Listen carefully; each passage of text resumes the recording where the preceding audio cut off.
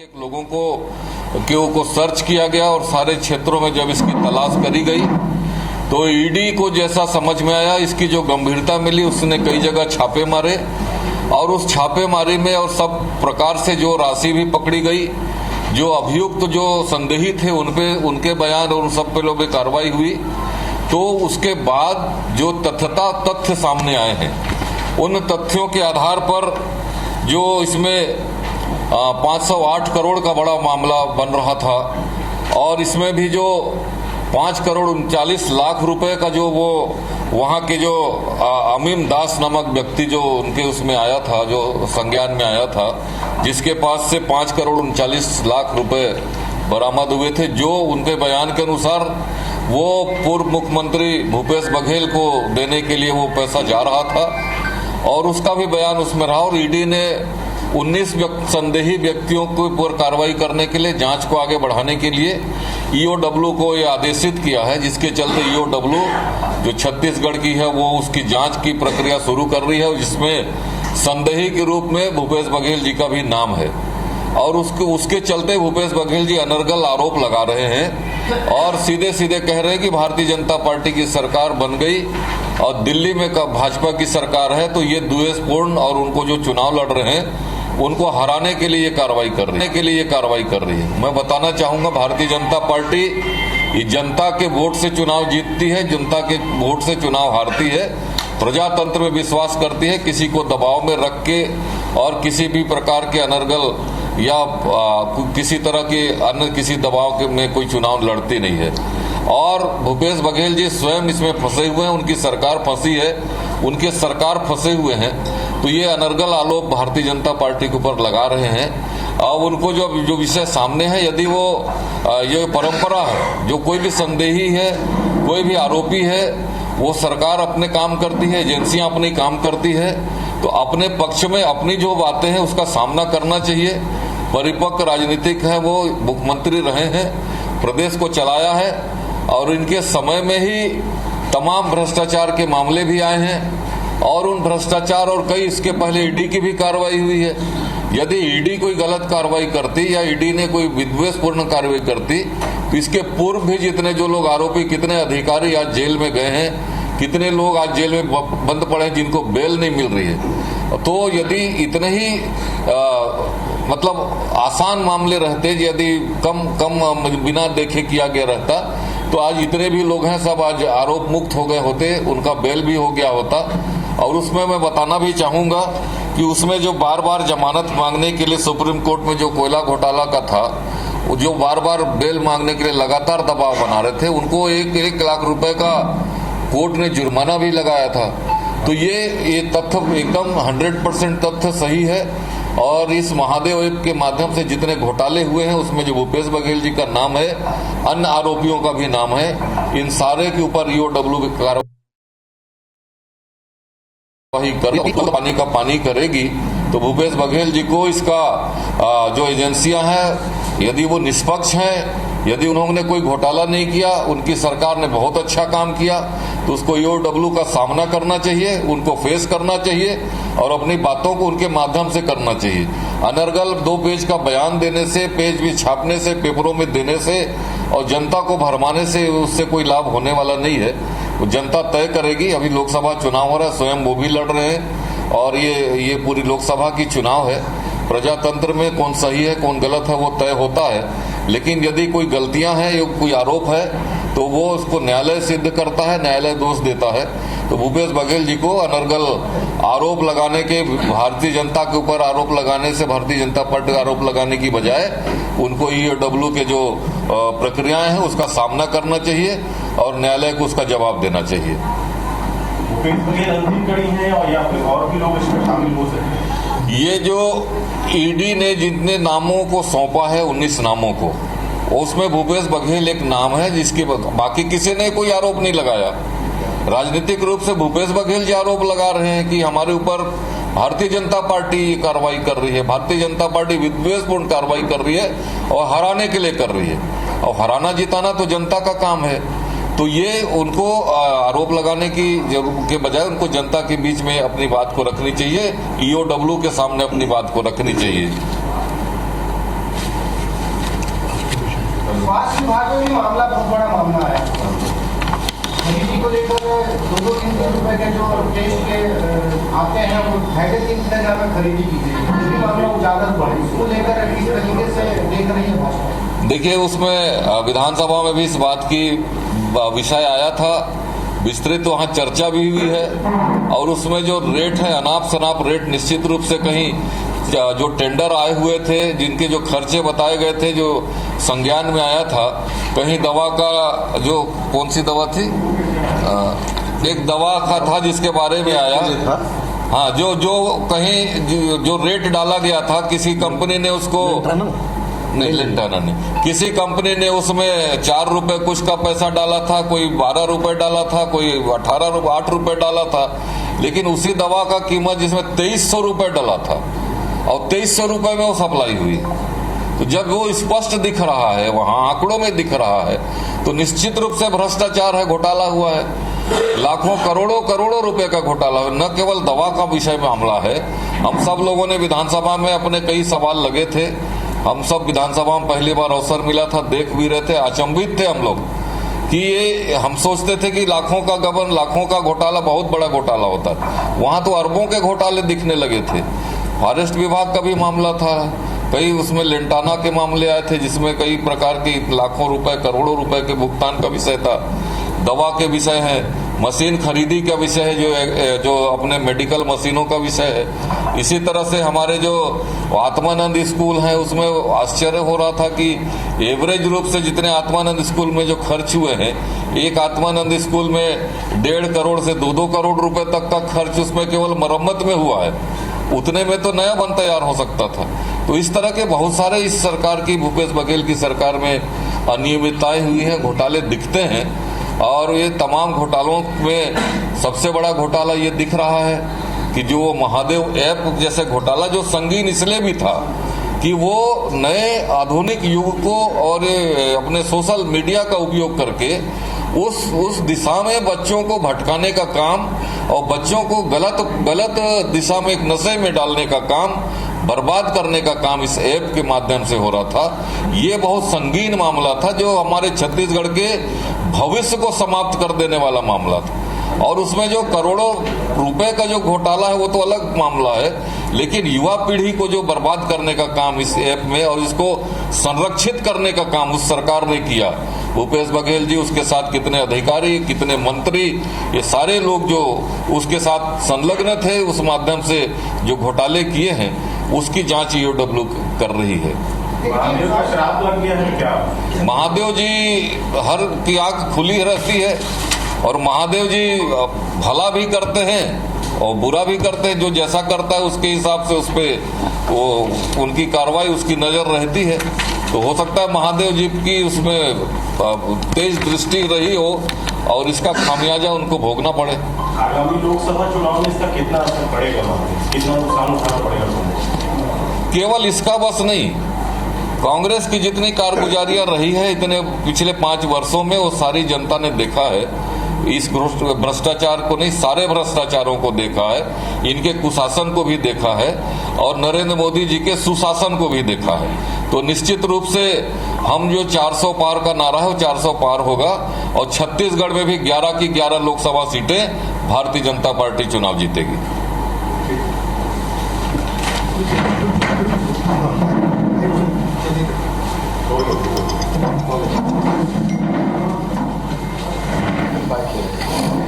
तो लुंड्रा के विधायक प्रबोध मिंज को आप सुन रहे थे। कल जिस तरीके से पूर्व मुख्यमंत्री भूपेश बघेल ने अपने ऊपर दर्ज की गई एफआईआर के बाद प्रेस कॉन्फ्रेंस करके बीजेपी पर जो आरोप लगाए थे उस पर पलटवार किया है बीजेपी के विधायक, लुंड्रा के विधायक प्रबोध मिंज ने।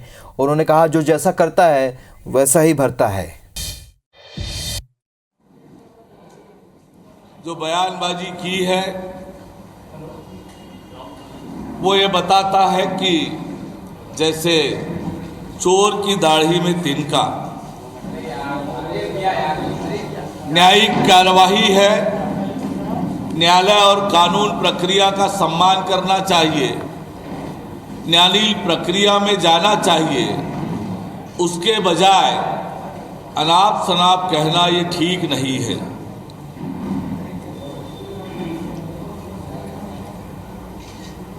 एफआईआर दर्ज हुई है और पहले भी हम सबको पता है कि लगातार मीडिया में महादेव बेटिंग ऐप को लेकर बहुत सारे तथ्य सार्वजनिक हुए हैं, मीडिया के माध्यम से हुए हैं। हम सबको इस बात का भी स्मरण है कि किस प्रकार से असीम राय से 5 करोड़ 39 लाख रुपए की जब्ती ईडी ने की थी और तब असीम राय ने कहा था कि यह राशि भूपेश बघेल को देने के लिए थी। जब शुभम सोनी का भी दुबई से वीडियो जो वायरल हुआ, उसमें भी स्पष्ट रूप से उन्होंने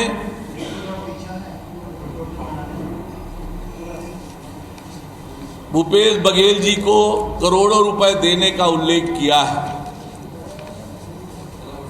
आज हम गूगल में 508 करोड़ सर्च करेंगे तो भूपेश बघेल जी का उल्लेख वहां स्पष्ट रूप से मिलता है। आज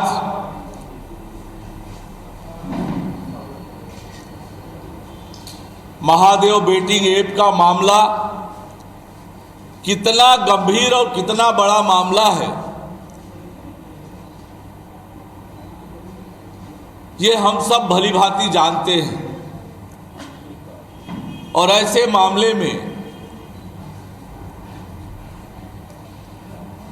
2 पेज की प्राथमिकी जो सोशल मीडिया में वायरल हो रही है, उसके आधार पर सार्वजनिक रूप से बयानबाजी और राजनीति करना ये ठीक नहीं है।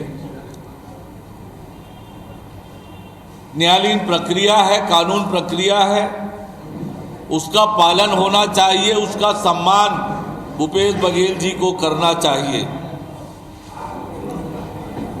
कानूनी प्रक्रिया और कानूनी कार्यवाही किसी के पद या कद को देखकर नहीं होता है।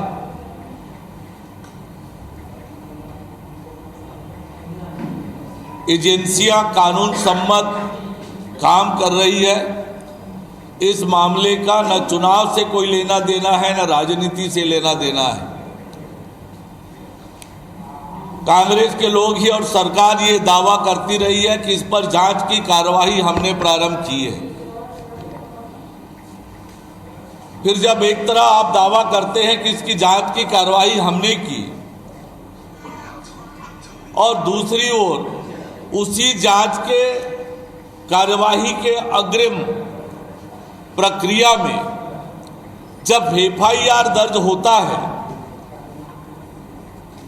तब ये पेट में दर्द क्यों हो रहा है? जांच के उपरांत ये एफआईआर दर्ज हुई है।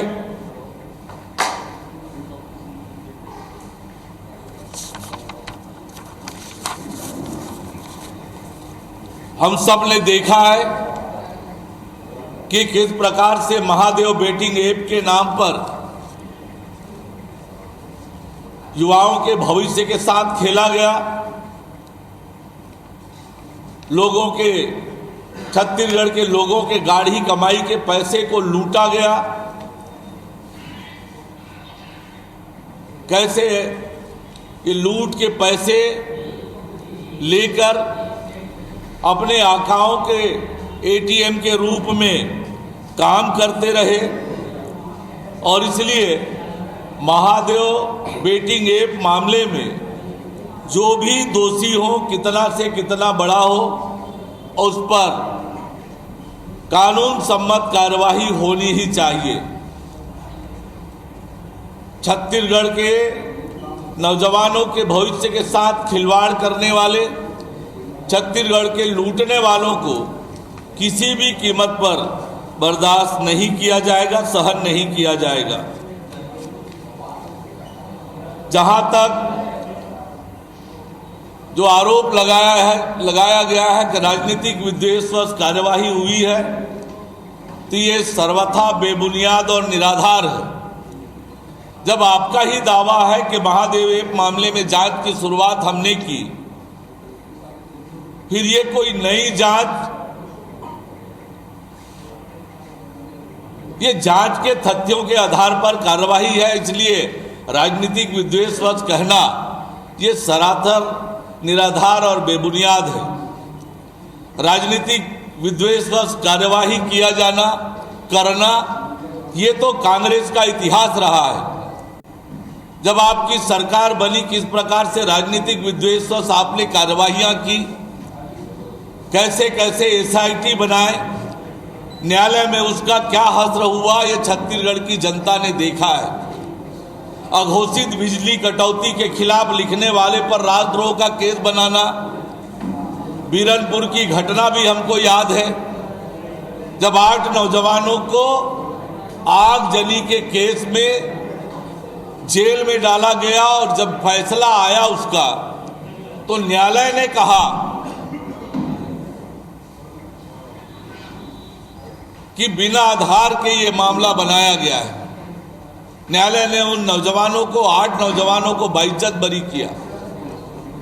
न्यायालय ने बार बार कहा, उच्च न्यायालय में जब याचिकाएं लगी तब उच्च न्यायालय ने कहा है कि देशवश कार्यवाही है, अब कार्यवाहियां निरस्त की गई।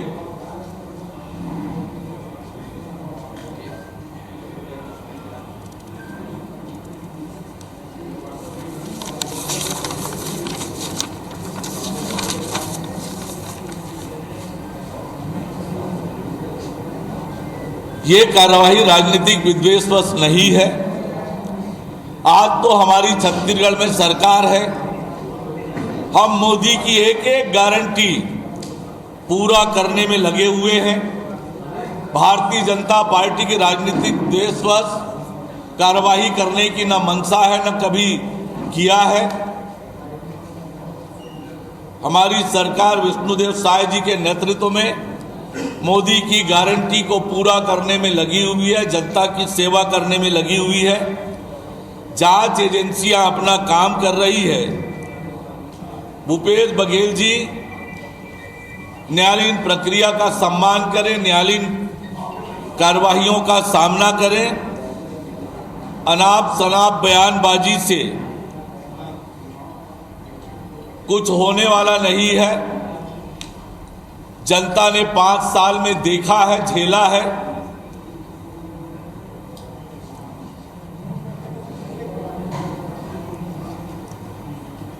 भगवान के नाम पर धोखाधड़ी, आपराधिक साजिश, विश्वासघात और जालसाजी रचने वालों पर महादेव जी का प्रकोप निश्चित रूप से बरसना तय है। और इसलिए भूपेश बघेल जी को चाहिए कि राजनीति करने के बजाय न्यायालयीन प्रक्रिया का सामना करें, कानूनी का सम्मान करें और भारतीय जनता पार्टी के ऊपर, सरकार के ऊपर निराधार और बेबुनियाद आरोप लगाना बंद करें। मुख्यमंत्री जी, राजनीतिक विद्वेष हो या न हो, एक बयान विपक्ष से जरूर आ रहा है।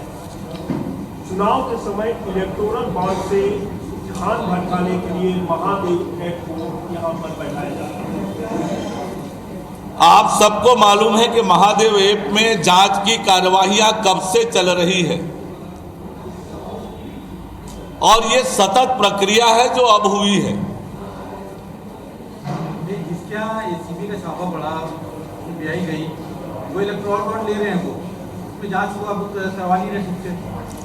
मैंने कहा जांच की कार्यवाही अभी महादेव ऐप पर हुई है और जहां पर भी इस प्रकार की बात हो निश्चित रूप से होगी। क्या नहीं लगता कि लोकसभा चुनाव के दौरान ही ये आरोप या FIR मैंने आपसे बहुत स्पष्ट रूप से कहा है, न राजनीति से इसका लेना देना है, न चुनाव से। ये कार्यवाही सतत प्रक्रिया है और जांच की कार्यवाही लंबे समय से चल रही है। जांच के प्रक्रम में ये FIR दर्ज हुआ है। टाइमिंग को लेकर कहा जा रहा है कि बीजेपी का एडवांटेज मिलेगा मैंने बहुत स्पष्ट कर दिया, न राजनीति से इसका लेना देना है, न चुनाव से लेना देना है।